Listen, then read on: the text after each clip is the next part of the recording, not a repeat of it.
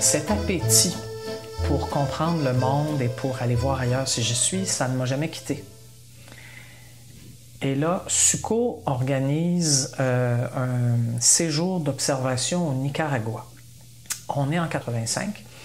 Un mois à Managua, c'est au moment de la guerre civile.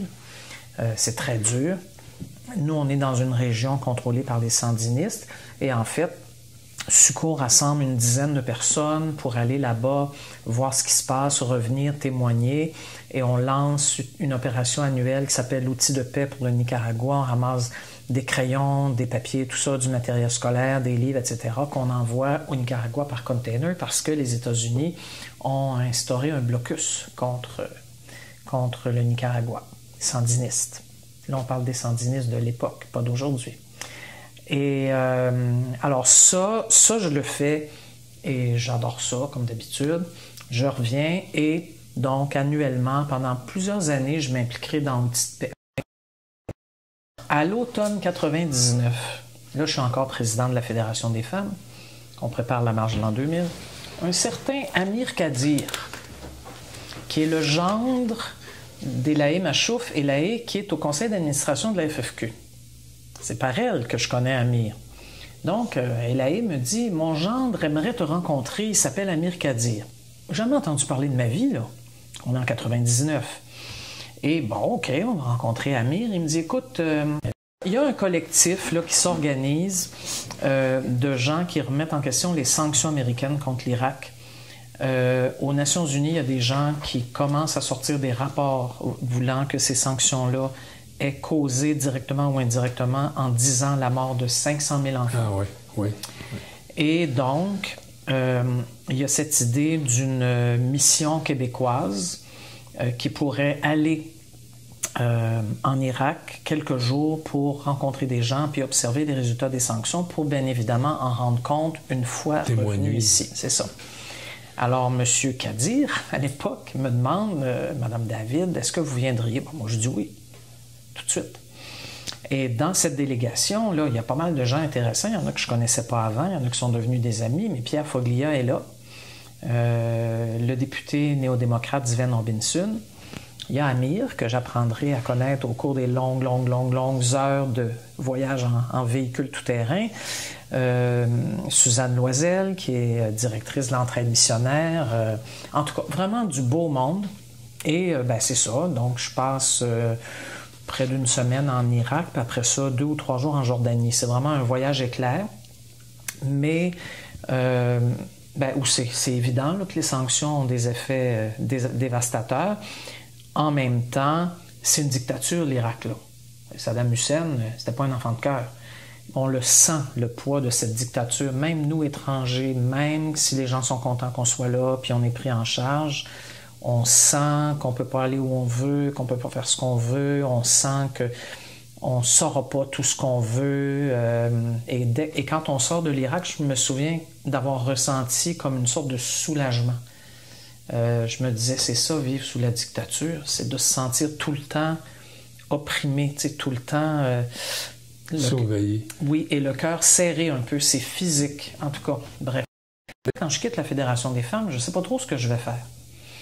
Et je dis à SUCO, avec lequel j'étais allé au Nicaragua, je leur dis, auriez-vous besoin de moi? Je suis prête à vous donner un mois de ma vie du moment que ça ne me coûte rien. Je ne vous demande pas d'être payé, je veux juste que ça ne me coûte rien. Fait qu'ils me disent oui. Es-tu prête à aller au Mali? On aurait besoin de quelqu'un pour faire l'évaluation des projets qu'on a mis en place là-bas dans les villages, avec les villageois, les villageoises. On se demande si vraiment on atteint l'objectif de permettre aux femmes là-dedans d'acquérir de l'autonomie, d'avoir un certain pouvoir économique, puis en même temps, un certain pouvoir sur leur vie puis la vie de leur communauté. Moi, je trouvais que c'était fait pour moi. Alors, je suis parti. Je suis parti 1 mois au Mali, toute seule, prise en charge complètement là-bas. Là. J'ai adoré ça. J'ai fait un rapport et je suis retourné 2 fois au Mali après parce que, SUCO, je pense qu'ils avaient aimé mon travail. Donc, je suis retourné 2 autres fois dans les années 2000, mais toujours des périodes courtes, là, 3 semaines, 1 mois, pour faire entre autres des formations. que je faisais avec des personnes ressources maliennes. C'est pas moi qui allais expliquer la situation des femmes maliennes aux femmes maliennes, là. Mais moi, je m'arrangeais pour coordonner tout ça, mettre les gens ensemble. C'est toujours un peu l'histoire de ma vie, ça. Alors, tout ça juste pour dire que je n'ai jamais fait longuement de la coopération internationale. Le plus long que j'ai fait, c'est mes 6 mois au Rwanda. Ça a souvent été 3 semaines, 1 mois. Mais ces voyages-là demeurent des moments vraiment importants de ma vie. Ça me permet tout simplement de comprendre qu'ici au Québec, on n'est pas seul au monde, que le Québec a beau être l'endroit dans le monde où j'ai toujours vécu, puis que je veux vivre, puis je veux pas aller vivre ailleurs, puis j'aime le Québec, puis j'aime les gens du Québec, mais de temps en temps, là, ça fait juste du bien de se rendre compte qu'on n'est pas le centre du monde. On est un petit presque pays peut-être, en tout cas dans nos cœurs, on est presque un pays de 8 millions de personnes. Puis ce qu'on fait ici, il y a plein de choses très belles, là, mais si on savait toutes les choses magnifiques qui se font ailleurs aussi, ben peut-être que ça rendrait tout le monde un petit peu plus humble à certains moments, puis peut-être aussi plus ouvert à comprendre toutes les différences culturelles, politiques, géographiques et tout. Moi, je trouve que c'est un enseignement d'aller ailleurs.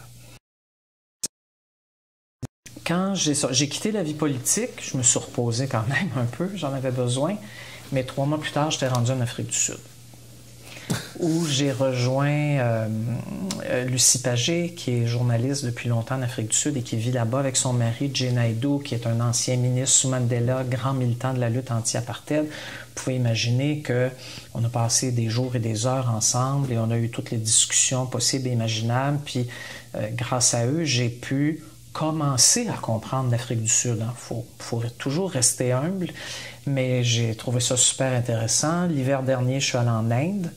Oui, un voyage touristique, oui, un voyage organisé, j'ai vu des splendeurs, mais j'en ai profité pour lire sur l'Inde, pour essayer de comprendre ce qui se passe là, gouvernement ultranationaliste religieux et tout, là, c'est pas simple.